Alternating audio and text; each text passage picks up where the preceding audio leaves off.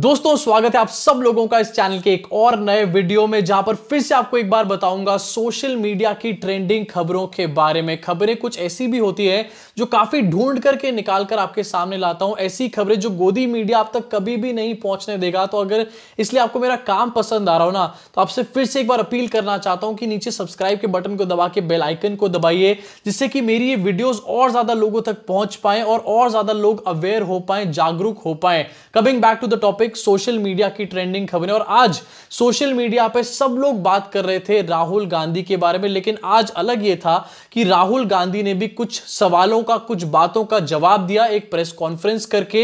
ये जो सारा मैटर हुआ था उसके बाद ये पहली प्रेस कॉन्फ्रेंस थी। अब प्रेस कॉन्फ्रेंस पे राहुल गांधी ने अपनी बात तो सामने रखी, लेकिन भाई गोदी मीडिया इनकी बहुत बुरी तरीके से पनौतियां लगा दी। और कैसे पनौतियां लगाई आपको दिखाना चाहता हूं बिना किसी देरी के एक वीडियो के माध्यम से। गोदी मीडिया के मुंह पर इतनी बात आज तक शायद किसी ने नहीं बोली होगी। इस वीडियो को देखिए, उसके बाद दिखाऊंगा कि आखिरकार किस तरीके से इसके बाद ये बवासीर निकल करके सामने आया गोदी मीडिया का, और कैसे कैसे रिएक्शंस निकल कर सामने आए। राहुल जी जो जजमेंट आया उसको लेकर बीजेपी ने उसको किया है कि आपने ओबीसी का अपमान किया। पूरे देश में प्रेस कॉन्फ्रेंस करने की तैयारी कर रहे हैं कि आपने ओबीसी का अपमान किया था। भैया देखिए, पहला आपका अटेम्प्ट वहां से आया, दूसरा आपका अटेम्प्ट यहां से आया, तीसरा आपका अटेम्प्ट यहां से आया। आप इतनी डायरेक्टली बीजेपी के लिए क्यों काम कर रहे हो? थोड़ी डिस्कशन से करो यार, थोड़ा घूम घाम के पूछो। क्या देखो मुस्कुरा रहे हैं, घूम घाम। मैं आपको उदाहरण देता हूं, आप थोड़ा घूम घाम के निकाल नुकुल के बोलो। देखो ऐसे बोलो पहले, राहुल जी, हाँ तो please please if you want to work for the BJP then bring a BJP flag symbol here and put it on your chest. Then I'll answer you the same way I answer them. Don't pretend to be a pressman. Vikrant, Rahul ji हवा निकल गई।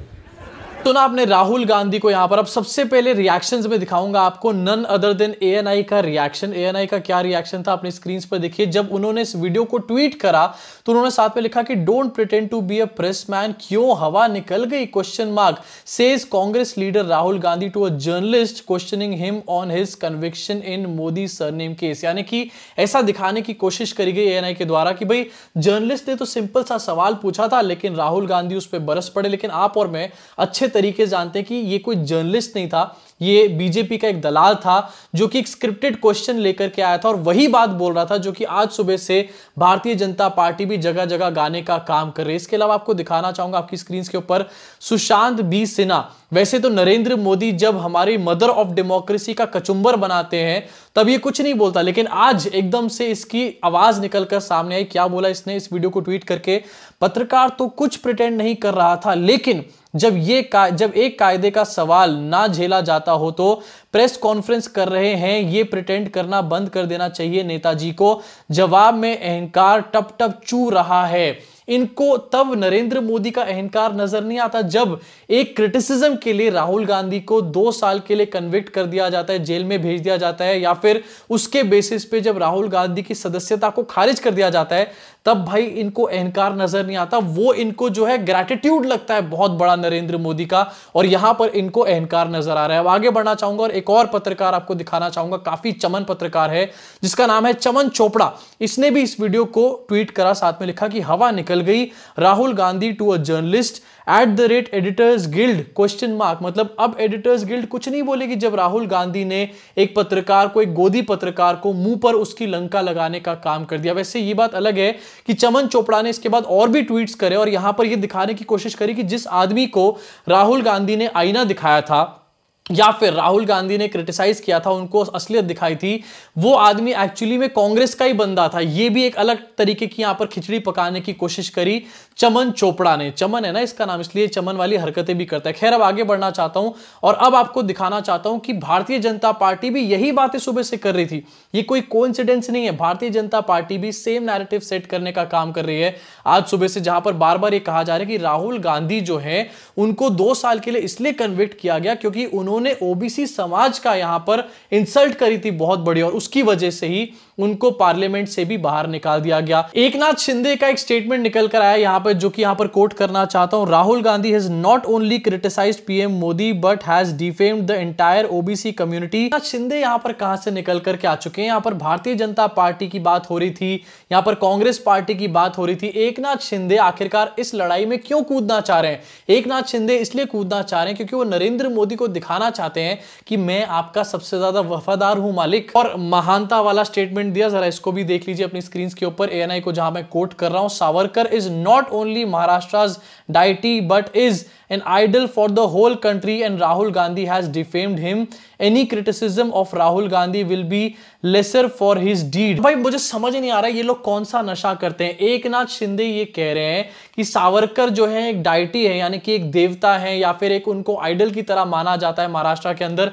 महाराष्ट्र के अंदर सावरकर को संडास वीर बोला जाता है। ऐसा मुझे बहुत सारे मेरे महाराष्ट्र के ही दोस्तों ने बताने का काम किया, जो कि मेरे सब्सक्राइबर्स भी हैं। मुझे बार बार वो बताते हैं कि उनको संडास वीर बोला जाता है, और उनकी पूरी संडास वीर वाली कहानी भी मैंने सुनी हुई है। अगर आप भी महाराष्ट्र से और आपने भी वो संडास वीर वाली कहानी सुनी है ना, वीर सावरकर की, तो नीचे कमेंट सेक्शन में कमेंट करके बताओ। और जिन्होंने कहानी नहीं सुनी है, अगर उनको सुननी है तो वो भी मुझे नीचे कमेंट सेक्शन में बता सकते हैं। अभी के लिए बात करना चाहता हूं अगली खबर के बारे में, जो कि सोशल मीडिया पे फिर से काफी ज्यादा ट्रेंड कर रही है, लेकिन आपको गोधी मीडिया इस खबर के बारे में कभी नहीं बताएगा। आपकी स्क्रीन पर दिखाना चाहता हूं। नरेंद्र मोदी के कुछ दोस्तों की तो लंका ऑलरेडी लग चुकी है, जैसे कि पुतिन की लंका। मैंने आपको बताया कि उनके खिलाफ अरेस्ट वारंट जारी हो चुके हैं। उसके बाद हमने देखा कि ट्रंप खुद कह रहे हैं कि मुझे अरेस्ट किया जा सकता है। उसके बाद हमने देखा कि जो नेतन्याहू हैं उनके खिलाफ सड़कों पे प्रोटेस्ट बहुत बुरी तरीके से जारी है। लेकिन एक और नाम यहां पर आके ऐड हो चुका है, नरेंद्र मोदी के एक और दोस्त का। इस नई पनौती का नाम है इमैनुअल मैक्रोन, जो कि फ्रांस के प्रेसिडेंट हैं। उनके खिलाफ भी बहुत तगड़े प्रोटेस्ट यहां पर शुरू हो चुके हैं।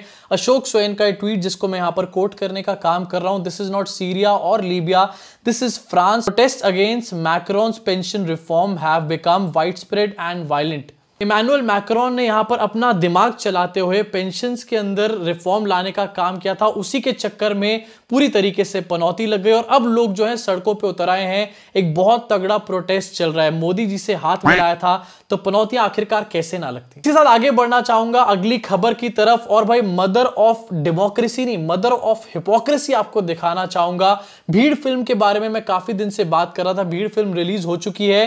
अब फिल्म में भी चेंजेस करने की बात कर दी है सेंसर बोर्ड ने। आपको दिखाना चाहूंगा आपकी स्क्रीन के ऊपर कि काफी सारे चेंजेस सजेस्ट करे गए हैं। अरुण दीप का एक ट्वीट है, जिसको मैं यहां पर कोट कर रहा हूं। उन्होंने लिखा है कि the sensor board has removed the following content from भीड़। Any reference to PM, Delhi CM, including Modi's voiceover, depiction of villainization of Muslims in the initial days of pandemic, present to partition, police brutality. अब इस film के ऊपर कैची चलने का मतलब simple सा है कि ये मदर ऑफ डेमोक्रेसी नहीं है, ये मदर ऑफ डिक्टेटरशिप या फिर मदर ऑफ हिपोक्रेसी यहां पर बन चुकी है। इसके साथ आगे बढ़ना चाहूंगा और बात करना चाहूंगा सोशल मीडिया की अगली ट्रेंडिंग खबर के बारे में। एक खबर नहीं है, एक बहुत बड़ी मिस्ट्री अपने आप में इस टाइम पर बन चुकी है कि आखिरकार राघव चड्ढा परिणीति चोपड़ा से क्यों मिले थे। जी हां, आपको दिखाना चाहूंगा एक वीडियो आपकी स्क्रीन पर चल रहा होगा, जहां पर राघव चड्ढा जो है परिणीति चोपड़ा के साथ 2-3 दिन पहले नजर आए थे, और एक नहीं 2-3 बार ये नजर आए थे एक ही दिन के अंदर शायद। इसकी वीडियोस काफी ज्यादा वायरल हुई थी। उसके बाद राघव चड्ढा से लोग ये पूछने लगे कि क्या आप परिणीति चोपड़ा से शादी कर रहे हैं, मामला आखिरकार क्या है। कुछ लोग ये भी कह रहे हैं ऐसे में कि परिणीति चोपड़ा को राघव चड्ढा जो है वो आम आदमी पार्टी ज्वाइन करवाने वाले हैं। इस मैटर में राघव चड्ढा ने क्या रिप्लाई दिया, जरा इसको भी देखिए। ये सस्पेंस और ज्यादा बन चुका है, ऐसा लग रहा है यहाँ पर कोई सस्पेंस फिल्म चल रही है। मेरे साथ आम आदमी पार्टी के सांसद राघव चड्ढा हैं, जिनके वीडियो वायरल हो रहे हैं कल से परिणीति चोपड़ा के साथ, और तरह तरह के कयास लग रहे हैं। क्या मामला है राघव, क्या इस पर आप हमें बताएंगे? आप मुझसे राजनीति के सवाल करिए, परिणीति के सवाल ना करिए। लेकिन जो परिणीति के सवाल कर रहे हैं उनको आप क्या जवाब देंगे? आपको देंगे जवाब। आपकी मुस्कुराहट से और कयास लगेंगे। Thank you. आपने यहाँ पर राघव चड्ढा का रिप्लाई, राजनीति पे सवाल करो, परिणीति पे सवाल मत करो, और मुस्कुराते हुए राघव चड्ढा वहां से निकल गए। अब आपके हिसाब से कमेंट सेक्शन में आप बताओ कि राघव चड्ढा परिणीति चोपड़ा से शादी करने वाले हैं या फिर उनको पार्टी ज्वाइन करवाने वाले हैं। आपको क्या लगता है? साथ इस वीडियो को एंड करना चाहूंगा, लेकिन जाते जाते आपको एक छोटा सा वीडियो क्लिपिंग दिखाना चाहूंगा। दिखाऊंगा। आज का सिनेरियो देखते हुए 2024 में क्या होगा, इसके लिए एक परफेक्ट मूवी सीन है मेरे पास, जो कि आज मैं आपको दिखाने वाला हूं। हो सकता है ये मूवी सीन दिखाने की वजह से मेरी वीडियो पे कॉपीराइट स्ट्राइक भी आ जाए, लेकिन ये इतना एप्ट है कि इसको दिखाए बिना भाई मैं यहां पर रह ही नहीं सकता। अगर मैं इतना कुछ कर रहा हूं यहां पर आपके लिए, तो प्लीज यार आप भी सब्सक्राइब का बटन दबा दो, बेल आइकन को दबा दो please. Olympic Games. On your mark. Get set.